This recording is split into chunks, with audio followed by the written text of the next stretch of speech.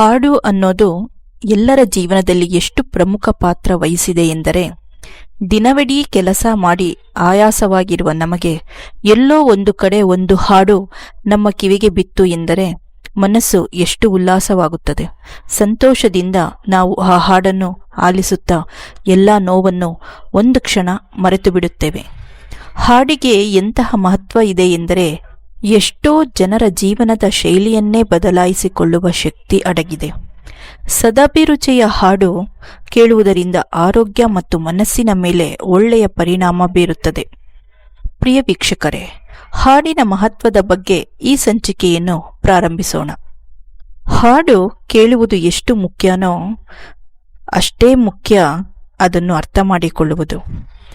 ಹಾಡು ಅನ್ನೋದು ಚಿತ್ರದ ದಿಕ್ಕನ್ನೇ ಬದಲಾಯಿಸಿಬಿಡುತ್ತದೆ. ಎಷ್ಟೋ ಚಿತ್ರಗಳು ಹಾಡಿನ ದೆಸೆಯಿಂದ ಗೆದ್ದಿರುವ ಉದಾಹರಣೆ ಇದೆ. ಹಾಡು ಕೇಳುವವರಿಗೆ ಮೊದಲು ರಾಗ ಇಷ್ಟ ಆಗಬೇಕು, ಅನಂತರ ಅರ್ಥವಾಗಬೇಕು, ಹಾಗೂ ಸನ್ನಿವೇಶ ಕೂಡ ತುಂಬ ಮುಖ್ಯ. ಬಹುಶಃ ನಿಮಗೆ ಗೊತ್ತಿರುತ್ತದೆ, ಆದರೆ ನಮ್ಮ ಮನಸ್ಸಿಗೆ ಬಂದಂತಹ ಕೆಲವು ಹಾಡುಗಳನ್ನು ನಿಮ್ಮ ಮುಂದೆ ಇಡಲು ಇಚ್ಛಿಸುತ್ತೇವೆ.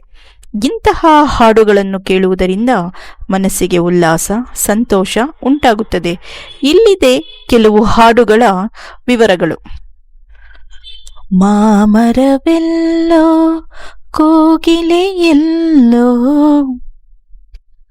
ತೆರೆದಿದೆ ಮನೆಯೋ ಬಾಹತಿದೆ, ನಮ್ಮೂರ ಮಂದಾರ ಹೂವೇ ನಿನ್ನ ರೂಪು ಎದೆಯ ಕಲಕಿ, ಸವಿ ನೆನಪುಗಳು ಬೇಕು, ಕೆಂಪಾದವೋ ಎಲ್ಲ ಕೆಂಪಾದವೋ, ಈ ನಾಡ ಅಂದ ಈ ತಾಣ ಚಂದ, ಎಂತ ಮರುಳಯ್ಯ ಇದು ಎಂತ ಮರುಳು, ನಿನ್ನ ಸವಿ ನೆನಪೇ ಮನದಲ್ಲಿ ಆರಾಧನೆ, ಜನ್ಮ ನೀಡಿದ ಭೂತಾಯಿಯ. ಇದು ಕೆಲವು ಉದಾಹರಣೆ ಅಷ್ಟೆ. ಇಂತಹ ಹಾಡುಗಳು ಬಹಳಷ್ಟು ಇವೆ. ಎಷ್ಟೇ ಶತಮಾನಗಳು ಕಳೆದರೂ ಇಂತಹ ಹಾಡುಗಳಿಗೆ ಅಷ್ಟೇ ಜೀವಂತ.